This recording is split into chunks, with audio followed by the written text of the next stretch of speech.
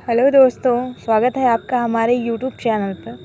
दोस्तों, आज मैं आपको कक्षा 12 की हिंदी का पद्य पाठ 3 पवन द्वितिका पढ़ाने जा रही हूँ। दोस्तों, उम्मीद करती हूँ कि आपको ये पसंद आएगा और आपके पठन में काफ़ी महत्वपूर्ण भूमिका निभाएगा। तो दोस्तों, आइए हम शुरू करते हैं पवन द्वितिका।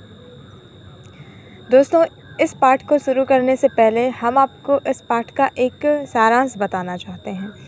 दोस्तों, इस पाठ में कवि अयोध्या सिंह उपाध्याय हरियोग जी राधा श्री और श्री कृष्ण के विरह का वर्णन करते हैं और वो बताते हैं कि जब श्री कृष्ण हमेशा के लिए बरसाना छोड़कर मथुरा आ जाते हैं तो किस प्रकार से राधा उनके वियोग में व्याकुल होकर के उन्हें हवा के माध्यम से पत्र भेजने का प्रयत्न करती हैं। आइए दोस्तों, हम देखते हैं कि प्रस्तुत पंक्तियों में क्या बताया गया है। तो पहली पंक्ति है, बैठी खिन्ना यक दिवस में वे गेह में थी अकेली, आके आंसू दृग युगल में थे धरा को भिगोते, आई धीरे इस सदन में पुष्प सदगंध को ले, प्रातः वाली सुपवन इसी काल वातायनों से।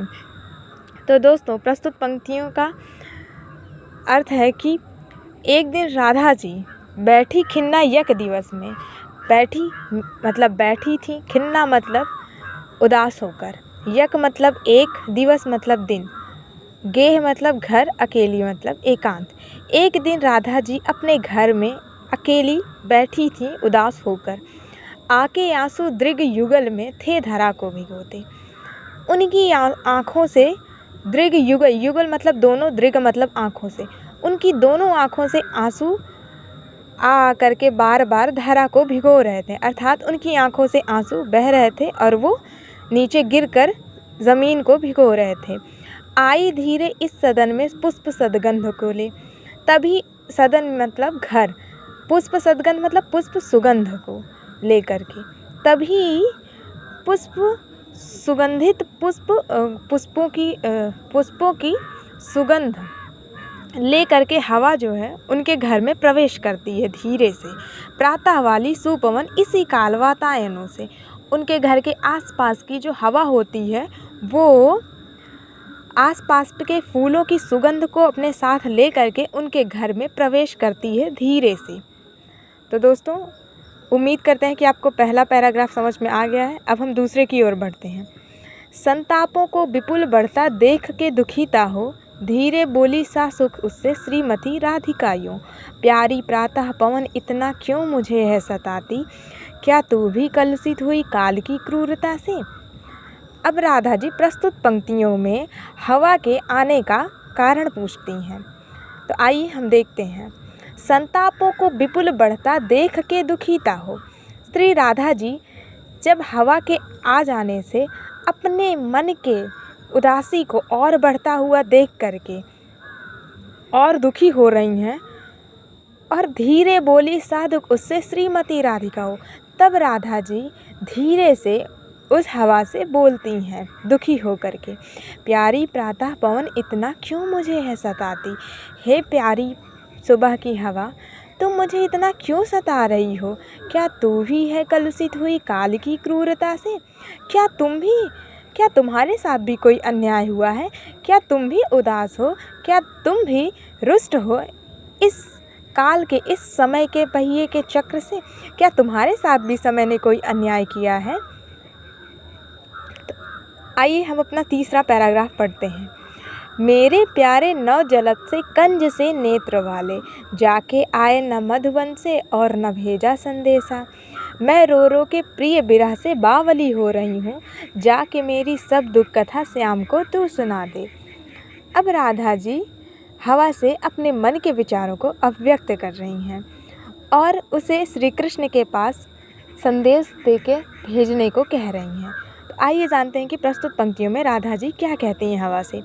मेरे प्यारे नौ जलद से कंज से नेत्र वाले।